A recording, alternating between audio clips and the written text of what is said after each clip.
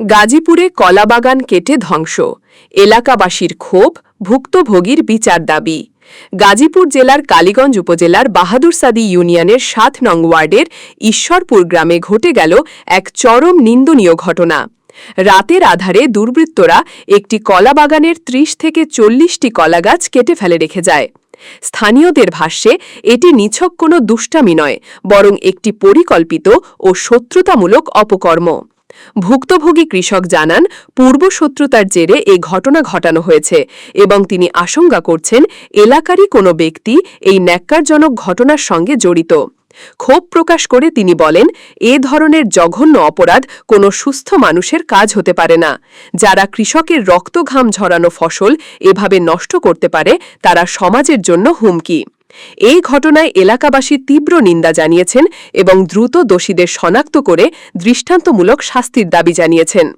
একই সঙ্গে ভুক্তভোগী পরিবারটি স্থানীয় পুলিশ প্রশাসনের হস্তক্ষেপ কামনা করেছেন, যাতে ভবিষ্যতে আর কোনো কৃষক এভাবে ক্ষতির শিকার না হয়।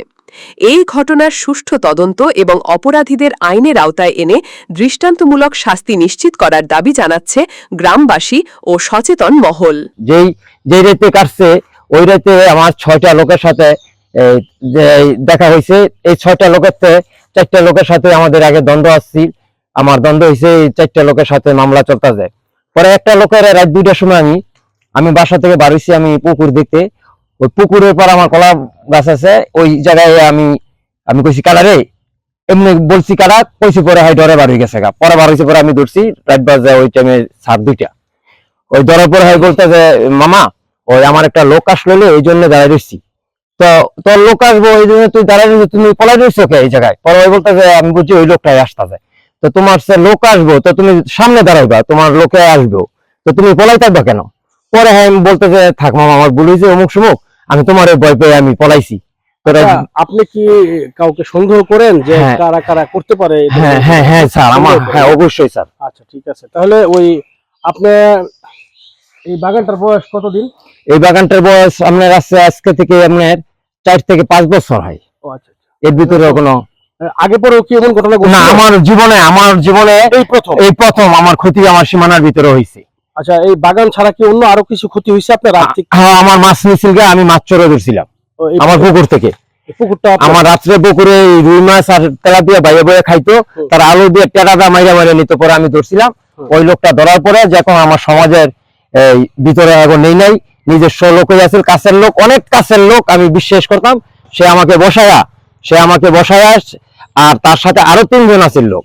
ওই 3 জনে হ্যাঁ আমার সাথে বসিয়া সময় কাটাইতো। পরে কত বড় বড় বলতো আমি আসতে চলি ভাই, কিন্তু ওইসে গিয়া মাছ দেখে আমি আর জানতাম না।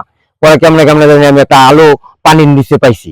আচ্ছা, একটা আলু পানির নিচে পাইছি, পাওয়ার পরে আমি সন্দেহ পরে আমি হাফ কিলো বুড়ে গিয়া তাদের ধরছি। আমি সরাসরি 100 কাজ গেলে আমি ধরতে পারি, কিন্তু 100 কাজ গেলে এরা দেখে পলাই যায়। কিন্তু আমি হাফ কিলো বুড়া আপনি কি তাদেরকে চিনতে পারছিলেন? হ্যাঁ অবশ্যই, আমি যারা হ্যাঁ মানে এই ঘটনা যারা করছে তাদেরকে চিনছেন? এই ঘটনা কাটছে এটা দেখি নাই, কিন্তু লোকটি এইটাতে সবটি লোক আমি দেখছি। মানে আপনি সন্দেহজনক সন্দেহ আমার, আপনি অ্যাকচুয়ালি কাউকে দেখি নাই। তারপরে তাদের সাথে আমার দ্বন্দ্ব আসছিল, আজকে মামলা চলতেছে। আচ্ছা আচ্ছা ঠিক আছে, যেহেতু আপনি এখনো দেখেন না, তো আরো আনুমানিক বলতেছেন? আনুমানিক বলতেছি জি স্যার। আচ্ছা ঠিক আছে, বুঝতে পারছি। ধন্যবাদ আপনাকে, ধন্যবাদ। দর্শক, আমরা এই জায়গায় দেখছেন যে আসলে তার প্রজেক্টটা মোটামুটি অনেক বড় একটা প্রজেক্ট।